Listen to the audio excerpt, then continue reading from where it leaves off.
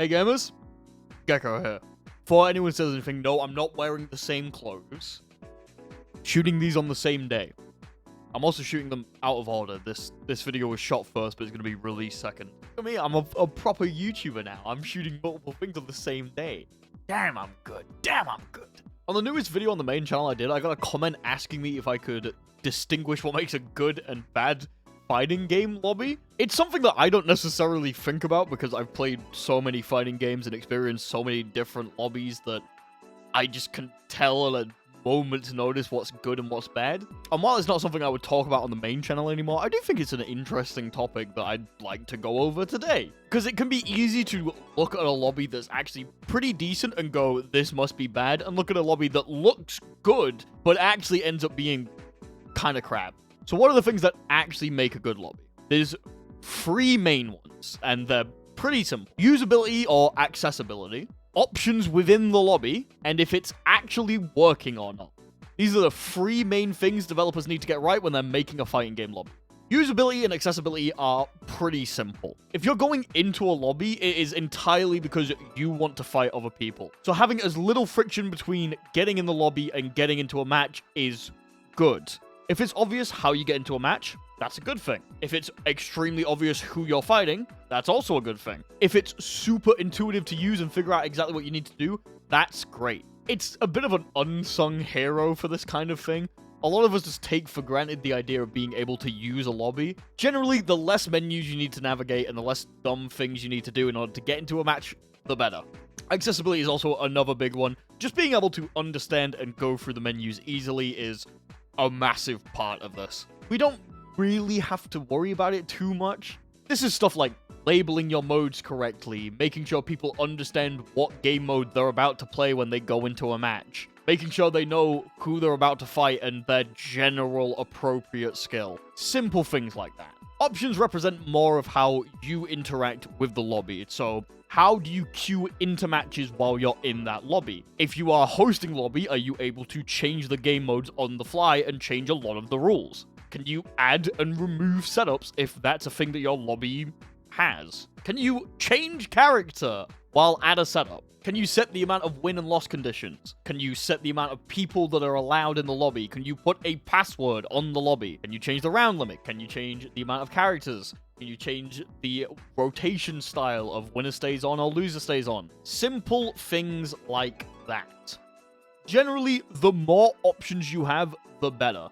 There's also a couple of lobbies that have these options, but you are required to put them in immediately and you are not able to change them once you're in a lobby. Having lobbies where you're able to go in and then change things while in the lobby are super nice. And the third and definitely most important one, does it work? You can have the greatest lobby ever that has the easiest way for you to get into matches and as many options as you could possibly want. But if it doesn't work, what's the point? There's a lot of good lobbies that have been made for a lot of different games, and they just don't work. So if they don't work, why the fuck would you want to use them? Those are the three main things you need to look out for. Now, you may have noticed something. I didn't bring up how the actual look and feel of the lobbies are. I just said these are the three things that make good lobbies. And that's because I personally believe that the style of the lobby is not as important as the function of it. Right now, in fighting games, there's generally two types of lobbies. There's lobbies I like to call text-based and character-based. Text-based lobbies, super simple. It is a list of the players that are currently in the lobby and the setups that they can play on. You click either a player in the lobby or a setup that you want to go on, you put yourself in there, another person does the same, and you fight. It is super simple, and it is super common. These games over here have setups like this, and they look like this. Then there are character-based lobbies. This is where you control an avatar or icon in a 3D or 2D space and have to physically make your way towards a setup in order to play someone. Think Strive, Granblue, every Arxis game ever made.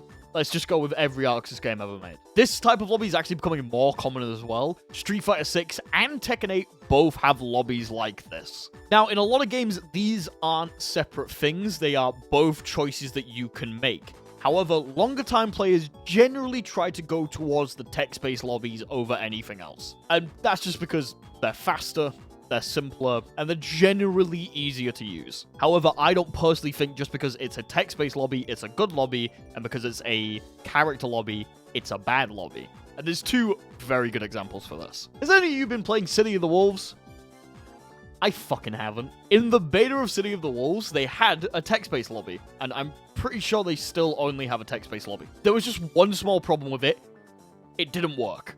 I remember for about 30 minutes, I tried with my Twitch chat to get a working lobby so we could do viewer matches against each other, and it sucked. It just didn't work. We bashed our heads against a bunch of different troubleshooting problems for half an hour until someone miraculously figured it out. It was terrible. It was fucking awful. And even though it was text-based, I absolutely hated using it. It was one of the factors on why I didn't end up picking up the game, alongside a lot of other things, but it didn't help. On the flip side, though, have you ever used Granblue's lobbies? I don't know what it is with the 3D chibi lobbies in ArcSys games, but they kind of just work. I have my issues with Granblue, but never once has it been connecting to someone in a lobby. If I've joined a player room, or if I've joined the open park, anytime I connect with someone, it works first try. And it feels pretty good. You're able to get into the matches easily, but then you have the added benefit of having a cute 3D model that's able to dance around and do funny things. It's happened a lot more in DNF Duel, where I would just kind of spam the push-up taunt. But I like having a little guy who's able to do things, if you couldn't tell. So just because it's character-based, I don't think it's bad, especially if there's ways where you're able to just teleport immediately to a setup or a person so you're able to play. However, that being said, having both options in the game generally means that people are just going to take the text-based one, which you can't blame them, really. Text-based generally just ends up being easier and faster to get into. It's less button presses, it's less weird things you need to do, and while you definitely lose the charm of the Avatar one, having people go and just have a lobby makes more sense. I played Street Fighter 6 against a friend recently, and I genuinely forgot that there was the world tour area where you could go and physically sit down. We just played in a normal lobby. And the thing is, both of them work perfectly well. Both of them meet basically all of the criteria that they need to. But the text-based lobby actually ends up meeting more because you have more options. I can't make a private world tour room, but I can make a private lobby. I think it is a matter of personal preference. However, if a lobby works functionally, it doesn't necessarily need to look nice. And if you're wondering why people think Strive lobbies are bad, they don't work. Strive has consistently, since launch, had issues with its lobbies. Sometimes just getting into a match is impossible because you've desynced from the server and the game refuses to tell you. That's where Strive Earth came from. I can guarantee, though, if that lobby system actually worked, it'd be fine. People would probably like it quite a lot. But it doesn't, and therefore, it's bad. Thank you all for watching. I hope you enjoyed. I hope that actually answered your question. If there's any other fighting game stuff you want me to talk about, let me know down in the comment section below. I always like to find things to yap about, especially with there being no Strive character out right now. Yay, I get to stay up till 4 AM. Yay! Yay! Thank you for watching. I'll see you all next time.